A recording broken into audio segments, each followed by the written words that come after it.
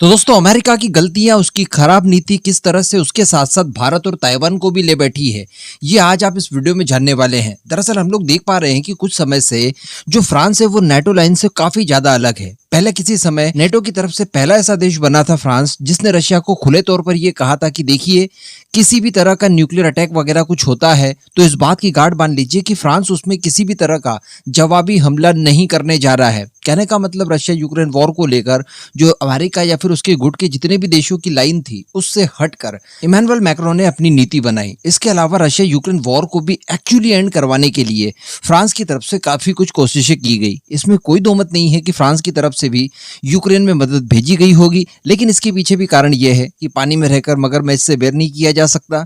क्योंकि जिस गुट में है उस गुट की सारी पॉलिसीज को आप एकदम से नहीं छोड़ सकते। लेकिन अल्टीमेटली फ्रांस ने अंदर खाने इस बात का विश्वास यूरोपियन देशों को दिलवा दिया कि देखिए, अमेरिका का ज्यादा समय तक साथ लेना काफी घाटे का सौदा होगा, और वो भी तब जब डोमिनेटिंग पोजीशन में अमेरिका हो, यानी कम से कम उसके इक्विवेलेंट जरूर हो। क्योंकि इस समय हम लोग देख पा रहे हैं रशिया यूक्रेन वॉर का सबसे ज्यादा फायदा अमेरिका लेने की कोशिश कर रहा है, और यूरोप का यूरो किसी जमाने में अमेरिका के डॉलर की तुलना में बहुत ही ऊपर था, अब वो काफी ज्यादा नीचे गिर चुका है। तो कहने का मतलब यहाँ पर अमेरिका की करेंसी काफी ज्यादा मजबूत हुई है। इसी के साथ साथ जो हम लोग इस वॉर की शुरुआत से ही डिस्कशन करते आए हैं और लगभग सभी कर रहे हैं कि अमेरिका यहाँ पर एक बहुत ही बुरा काम कर रहा है, और वो बुरा काम ये है कि अपनी करेंसी डॉलर का इस्तेमाल एक हथियार के तौर पर कर रहा है। आपने अपने प्रतिबंधों के चलते कई सारे देशों को पूरी तरह से हजम कर दिया, उन्हें समाप्त कर दिया, वो किसी लायक नहीं बचे। फिर आप वेनेजुएला को ले लीजिए, ईरान, इराक, सीरिया को ले लीजिए, नॉर्थ कोरिया है, रशिया है, कई सारे एग्जाम्पल ऐसे पड़े हैं जिन्होंने अमेरिका के सैंक्शंस की मार झेली है। और इसके पीछे का सबसे बड़ा कारण क्या है? इन देशों ने डॉलर के ऊपर अपनी निर्भरता रखी। अब इन सब चीजों की वजह से और खासकर रशिया यूक्रेन के कॉन्फ्लिक्ट के बाद अब सारे देश काफी ज्यादा कॉन्शियस हो गए हैं, और यहाँ पर अब डॉलर की ऊपर से निर्भरता अपनी खत्म करने की कोशिशों में लगे हुए हैं। हम लोग काफी समय से देख पा रहे हैं कि चाइना भी अपने विदेशी मुद्रा भंडार में अब ज्यादातर हिस्सा गोल्ड का रखने जा रहा है। यही काम रशिया भी कर रहा है, क्योंकि रशिया का जो भी विदेशी मुद्रा भंडार था, जो डॉलर्स में था, 600 बिलियन के ऊपर था, वो सारा कुछ फ्रीज कर दिया गया है अमेरिका की तरफ से। भारत भी ऐसा ही कर रहा है, गोल्ड की मात्रा बढ़ा रहा है। यहाँ तक कि प्राइम मिनिस्टर मोदी जब शुरुआत में आए थे, अपने पद पर बैठे थे, उसी समय जब उन्होंने बड़ी बड़ी डिफेंस डील की, उस समय भी कई सारी कंडीशंस वो रख देते थे कि जब हम आपसे ये हथियार खरीद रहे हैं तो उसका इतना इतना परसेंट हम लोग हमारी लोकल करेंसी में आपको देंगे। इसी के साथ साथ भारत ने बहुत बड़े पैमाने पर अलग अलग देशों के साथ अपनी लोकल करेंसी में ट्रेड करने के लिए प्रतिबद्धता जता ली, और कई जगह वॉस्ट्रो अकाउंट वगैरह भी खोले गए। हमने आपको समय समय पर वीडियो बनाकर सूचित भी किया। लेकिन दोस्तों फ्रांस का देखिए, इस समय फ्रांस पूरी तरह से मूड में आ चुका है अमेरिका की इन्हीं गलत नीतियों का खुलकर विरोध करने और अमेरिका को ठिकाने लगाने के लिए। देखिए, फ्रांस के राष्ट्रपति इमैनुअल मैक्रोन चाइना के विजिट पर गए हैं, तो यहाँ पर वो गए तो सही विजिट पर, लेकिन एक साथ 3 देशों को बहुत बड़े झटके ले दिए हैं, जिसमें खुद अमेरिका है, भारत है और ताइवान है। और यकीन मानिए, इन सब का दोषी केवल अमेरिका है।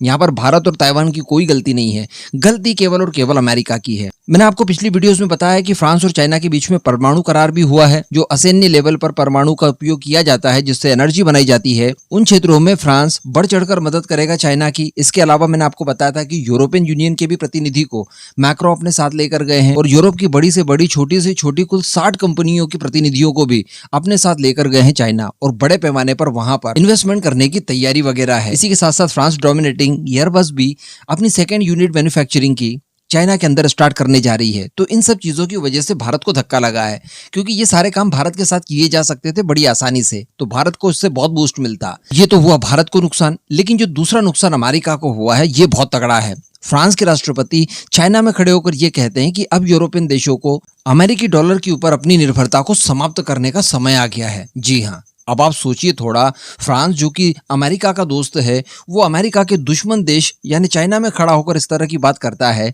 कि डॉलर की निर्भरता खत्म करनी होगी। यानी जिस तरह से डी डॉलराइजेशन का ट्रेंड चल रहा है, इसका आह्वान खुद एक यूरोपियन देश कर रहा है अपने पूरे यूरोपियन यूनियन से।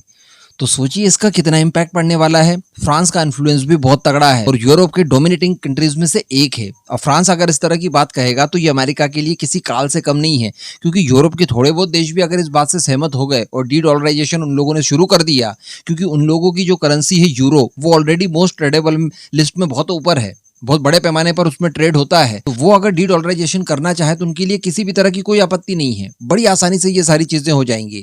तो ये चीज फ्रांस की तरफ से अमेरिका के लिए स्पेशली कही गई, जो कि अमेरिका को सोने नहीं देगी। लेकिन यहाँ पर सबसे बड़ा नुकसान होते हुए दिखाई दे रहा है ताइवान का।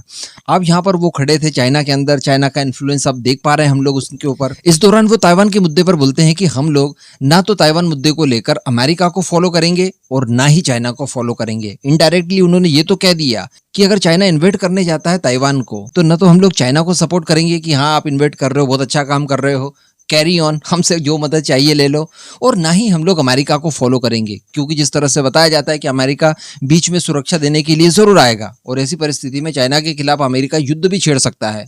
तो हम लोग वहां पर भी चाइना के खिलाफ नहीं आने वाले हैं, क्योंकि अमेरिका को हम लोग फॉलो करेंगे ही नहीं इस मामले को लेकर, आप अपना देखिए। तो ये चाइना के लिए कितनी बड़ी बात हो गई। एक इतना ताकतवर देश जो कि अमेरिका का अलाई है, नेटो का सदस्य है, वो खुद बोल रहा है कि हम बीच में नहीं आएंगे। तो इस तरह से इमैनुअल मैक्रोन ने एक ही बॉल पर 3 विकेट ले लिए हैं, जिसमें भारत और ताइवान बेवजह पिस गए हैं अमेरिका की गलत नीतियों के चलते। खैर कोई बात नहीं, यहाँ पर अच्छी बात यह है कि डी डॉलराइजेशन होना बहुत ही ज्यादा जरूरी था। हम लोग भी इसी तरह का काम कर रहे हैं ताकि अमेरिका कभी इन फ्यूचर हमारे ऊपर डॉलर को हथियार बनाकर इस्तेमाल ना कर ले।